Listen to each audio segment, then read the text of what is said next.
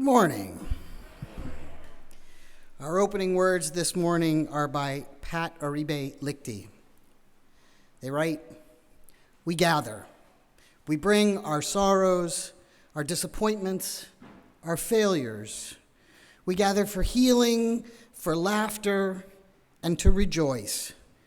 We gather to find new ways of loving, new ways of thinking, new ways of being. We gather. Yes, we always gather, for it is in gathering that we find our hope." Welcome.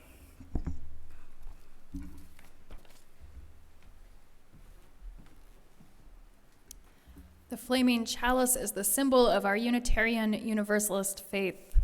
When we light it, we unite ourselves with those from the past and those who will come after, as well as those around our country and world who kindle a flame each Sunday.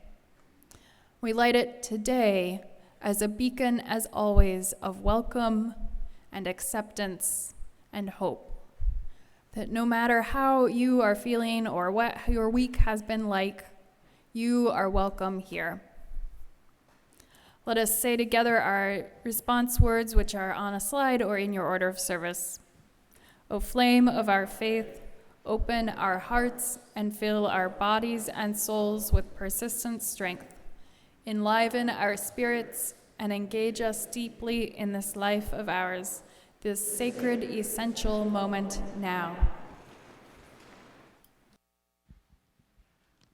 Our opening hymn is number 188 in Singing the Living Tradition. The words are from the 13th century Sufi poet Rumi. Come, come, whoever you are, wanderer, worshiper, lover of leaving, ours is no caravan of despair. Come, yet again come. But what's not in the hymnal are the words before that, which are so important. And they are, though you've broken your vows 1,000 times, come, yet again come. So we're going to sing it this morning with that ostinato that brings that important phrase in, and then we're going to sing it together in unison, and then Brendan and I are going to lead you in a round. How does that sound? Let's all rise. Here we go. So we'll start with the ostinato. We'll sing it in unison twice and through the round twice. Brendan will lead this side. I'll lead this side. So let's start with that ostinato, which goes, though you've broken your vows 1,000 times, though you've broken your vows 1,000 times, though you've broken your vows 1,000 times, though you've broken your vows 1,000 times, come.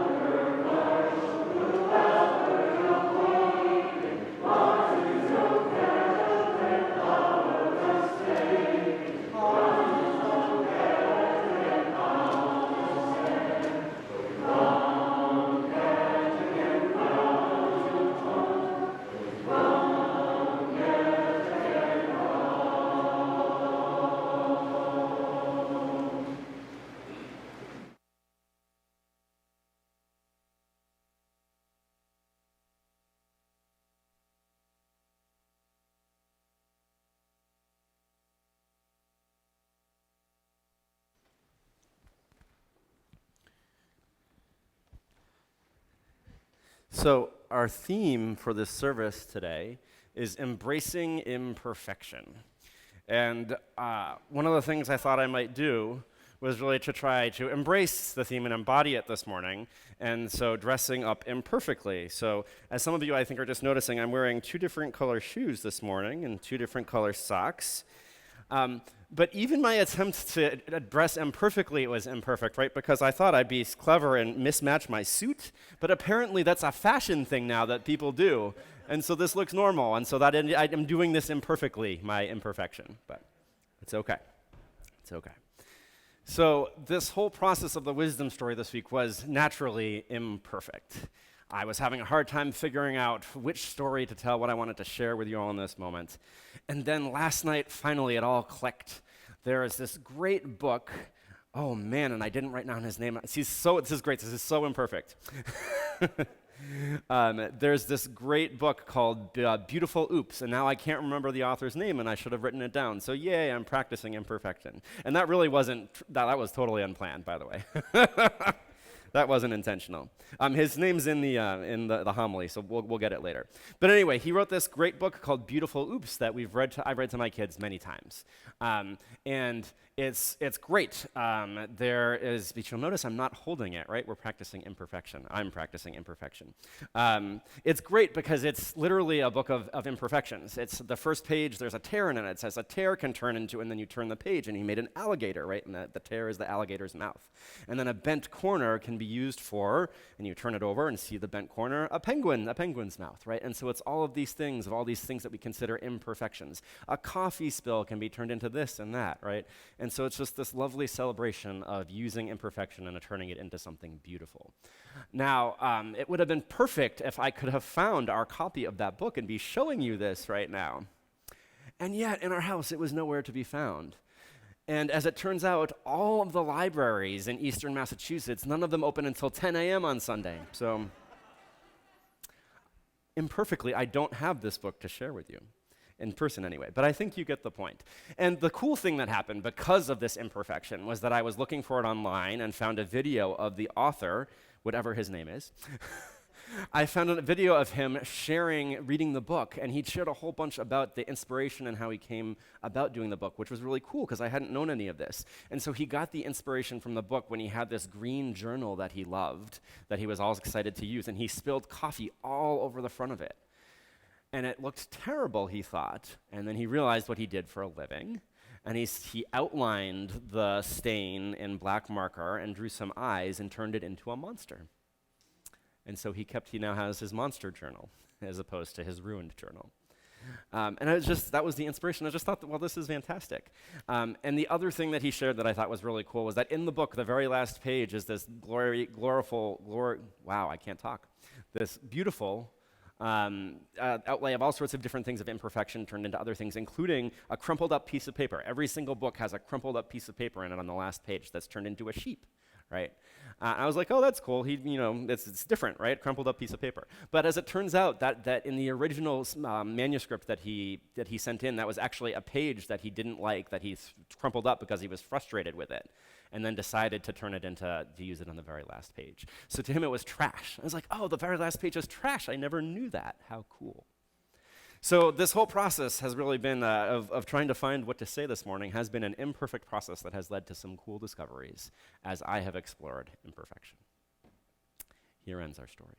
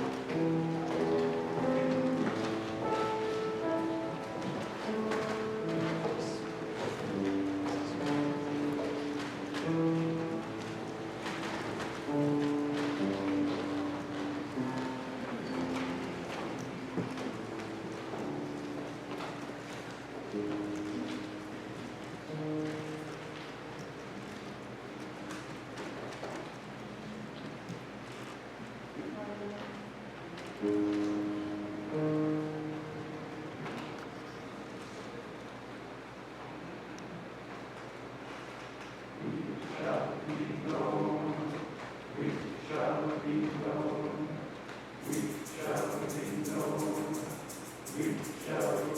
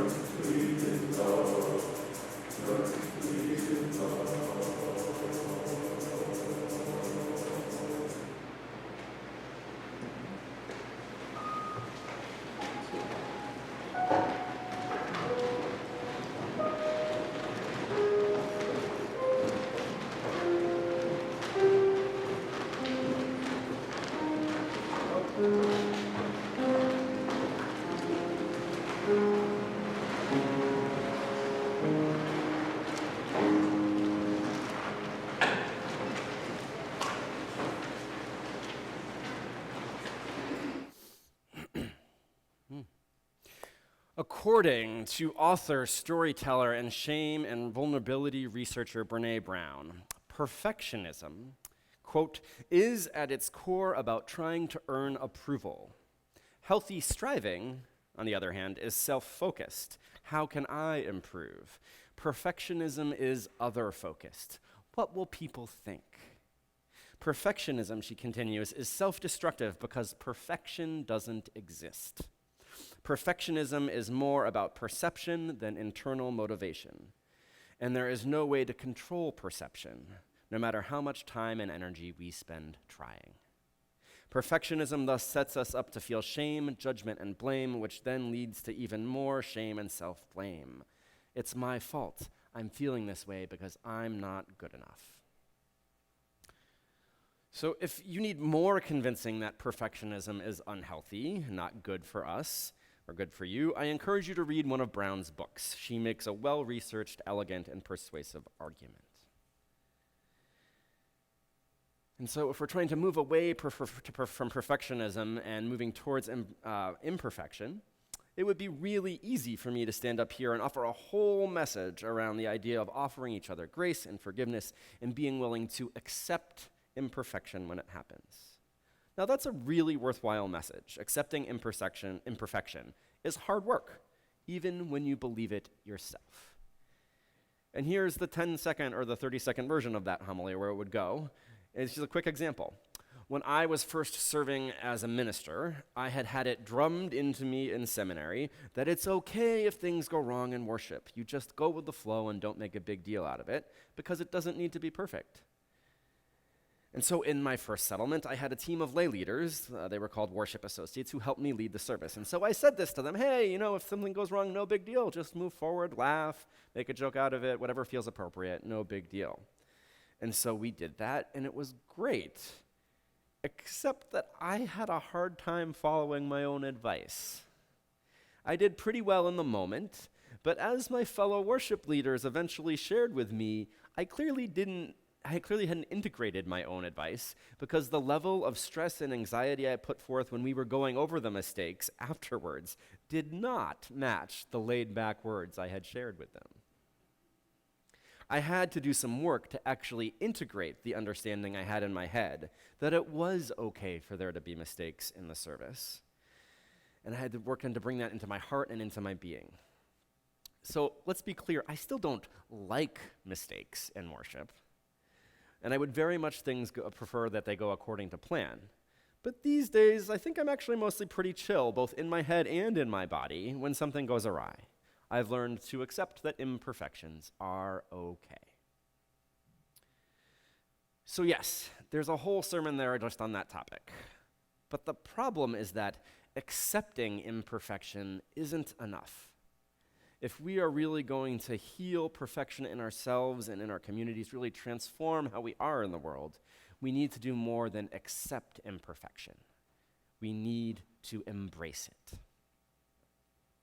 Now, we talked about this already in the wisdom story without actually using those words, embracing imperfection. Oh, here's his name. It's Barney Salzberg. Barney Salzberg is the author's name. That's what Barney Salzberg challenges kids, the grown-ups reading it, and really anyone reading his book, Beautiful Oops, to do. Embrace imperfection. A torn piece of paper becomes an alligator's mouth. A paint drip turns into a penguin. A bent piece of paper turns into the mouth of another animal. And on it goes. Salzberg's video, reading his book and sharing its origins, is a challenge not only to play with imperfection, but also to embrace it and turn it into something beautiful. Some of you may have heard of the Japanese practice of kintsugi, where they take broken pottery and mend it with lacquer mixed with gold. As that wise resource Wikipedia notes, kintsugi treats breakage and repair as part of the history of an object rather than something to disguise. So the brokenness and imperfection is embraced. And in fact, in Japan, sometimes kintsugi pottery is worth more than an unbroken piece. The brokenness and repair literally increases its value, oftentimes far more than just the market value of the added gold. It is to be valued. So whether it's in Barney Salzberg's book or in Japanese tradition, this mindset of embracing imperfection and brokenness with open arms, I think it's beautiful and lovely, but it's also foreign to many of us in Western culture. We have become the people of throw it away if it doesn't work and buy a new one. Too often we are a people of getting it right, sometimes at all costs. Now, there's a deeper philosophy underlying this tension of perfection and imperfection. What would we humans do if we were all perfect? Wouldn't life be boring? It's sort of like that age-old question, does sadness need to exist for us to be able to understand happiness as an experience? For if nothing were ever sad, would happiness even mean anything if that's just always the way things were? I think perfection is the same way. If we were all perfect, would anything have any meaning? If every artistic creation was perfect, wouldn't that be boring? If everything we ever said or did was perfect and there was nothing to learn, wouldn't that get tedious? For certain, if we were perfect, we wouldn't need the covenant that we have been engaged as a congregation in creating, because no one would ever say or do anything that was out of line with our values. We'd be perfect in our relationships. Perfectly boring. It is the fact of our imperfection, and that we all have so many areas in which we can learn and grow as people, that creates the need for a covenant. How do we learn and grow together in the midst of our imperfections in ways that work for everyone? This is the conversation we are having now in this covenant creation process.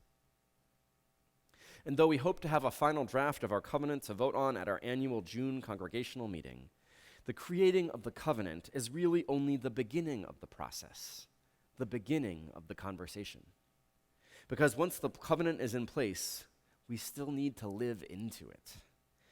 And just like I had to learn to live into what it actually meant to be relaxed when mistakes happen in worship, you all are going to have to learn to live into your covenant. You'll have to practice living with the imperfections of being in relationship with other people and in community, and offering each other the grace and love to work through mistakes together. You might even find in some cases, after some conflict has happened, that sort of like the gold lacquer repair of pottery and Japanese kintsugi, that after you've taken some time to work through the challenge with the other person, your relationship is stronger and deeper for having navigated the difficulty between you together. Now, one more thing before I make my final point and wrap up.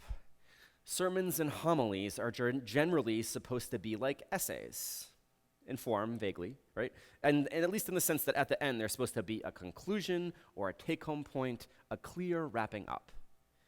And so I wondered as I was writing this, what if I offered them an imperfect homily without an ending as a way to practice what we're talking about?